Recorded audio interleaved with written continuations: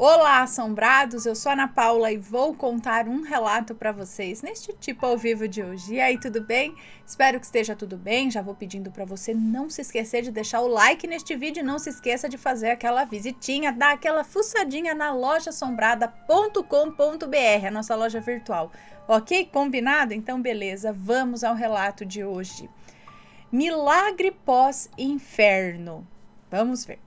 É uma moça que nos conta. Olá, Ana, aqui estou eu escrevendo o meu primeiro relato. Peço humildemente que a partir de agora todos ouçam e se sintam convidados para participar dessa parte da minha vida, que até mesmo depois de adulta ainda me traumatiza. E é claro, pode me chamar de Fulaneide. Todos os nomes já estão trocados. Segurem os cintos, meu relato dará início. Era eu uma menina de 10 a 11 anos de idade e no meio do ano fomos convidados pela minha avó materna a passar uma semana ou duas, não me recordo ao certo, né, por quantos dias, sendo férias, pela minha avó materna passar uma semana ou duas, não me recordo ao certo por quantos dias, né? Sendo férias, meus pais não se importaram. Chegando em alguns dias, lá estávamos nós na casa da minha avó, que aqui vou chamar de Beth. Um primo e tia, na época, moravam com a minha avó, que chamarei de Lúcia e Bento. O primo é o Bento e a Lúcia é a tia, moravam com essa avó. Minha avó, por ter tido uma criação difícil, se tornou uma pessoa amarga e complicada de lidar. Ela frequentava sua igreja, mas não conseguia se desapegar de seu gênio difícil. Eu sei que mudar é difícil. Entretanto, conto esse fato para que vocês consigam absorver melhor o meu relato, que por si só é pequeno, mas importante, creio eu. Ao passar dos dias, como de costume, eu e meu irmão caçula, que tinha uns 9 ou 10 anos, brincávamos e mesmo de férias ajudávamos a minha avó em casa com os afazeres. Fomos criados assim desde cedo, a sermos proativos. Chamarei minha mãe de Linda. Chamarei meu irmão de Alan. Bom, era por volta das 7 horas da noite, estávamos assistindo Cartoon, amávamos e como não tínhamos em casa, aproveitávamos o máximo na casa da avó. De repente, vimos minha avó agitada, vimos nossa avó agitada, nos praguejando e com um livro de biologia em mãos. Aí vocês vão se perguntar, mas em que isso tem de sobrenatural? Calma, para melhorar tem que piorar primeiro. Não é à toa que escolhi para ser meu primeiro relato. Infelizmente, meus caros. Voltando de onde parei, lá veio minha avó irada, gritando em nossos rostos, nos culpando pela doença da minha mãe, Linda, recém-diagnosticada. Linda estava com mal de Chagas, uma doença que é transmissível causada por um parasita e transmitida principalmente através do inseto barbeiro. O agente causador é um protozoário denominado Trypanosoma cruzi. No homem e nos animais, vive no sangue periférico e nas fibras musculares, especialmente as cardíacas e digestivas. Dizia ela em alto e bom tom que éramos os culpados pela doença da minha mãe, que a morte dela seria nossa responsabilidade, que perdia a filha dela por causa de nós, filhos ruins. Ela praticamente esfregou o livro de biologia em nós, mostrando todas as pessoas doentes com essa mesma doença e dizia que nossa mãe, Linda, morreria por nossa culpa. Me fez sentar na mesa e folhear as páginas que mostravam pessoas com a mesma doença, já com os sintomas aflorados. Essas palavras, queridos assombrados, entraram em meu coração como um punhal, pois amamos muito a nossa mãe.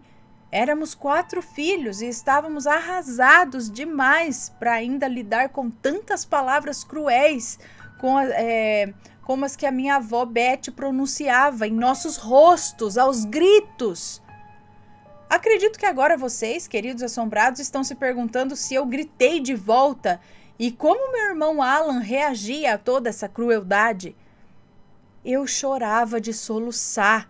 Eu não tinha nem palavras para rebater. Eu estava afetada demais.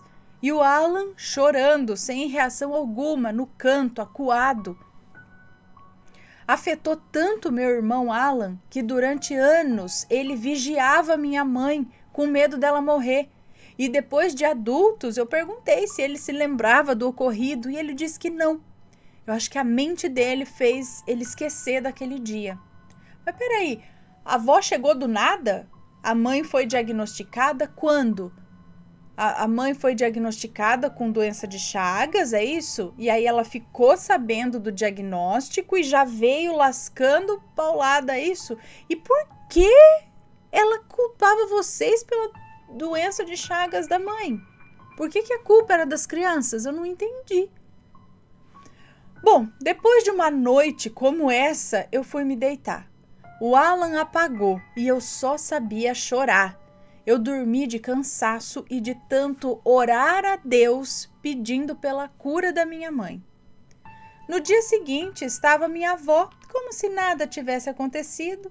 Acredito eu que ela já estava mais aliviada, afinal descontou seu estresse não numa criança, mas em duas.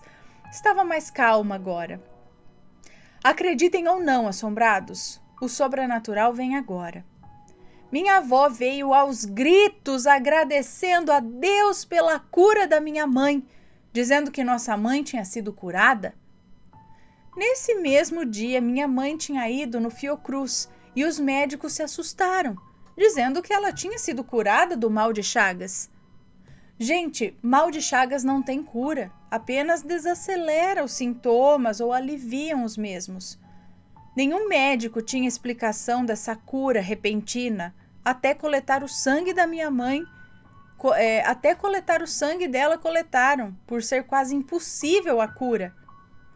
E quando eu digo que esse dia me assombrou até depois de adulta, eu digo que ainda há pouco eu e meu esposo trocamos a cama e o colchão e eu fui dormir à noite na cama e no colchão novos.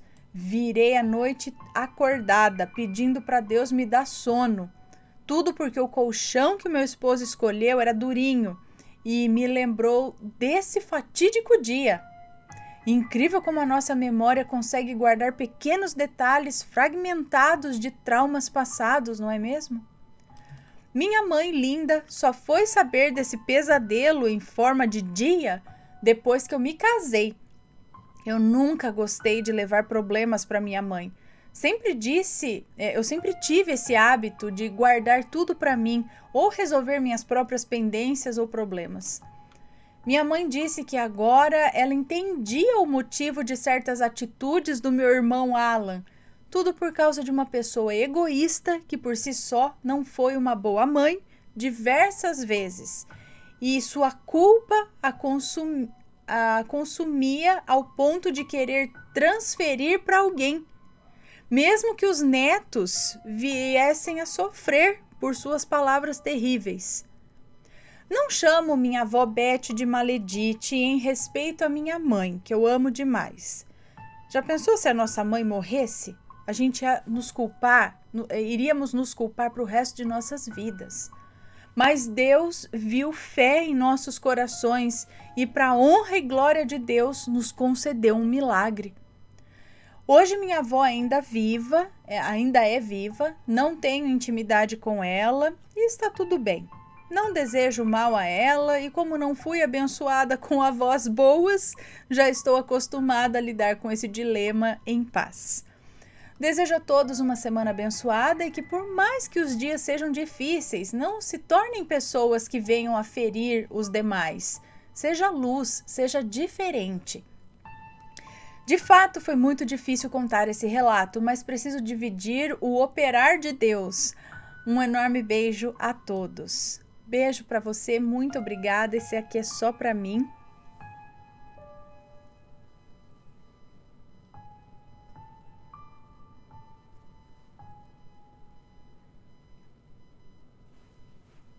Pode deixar. Muito obrigada.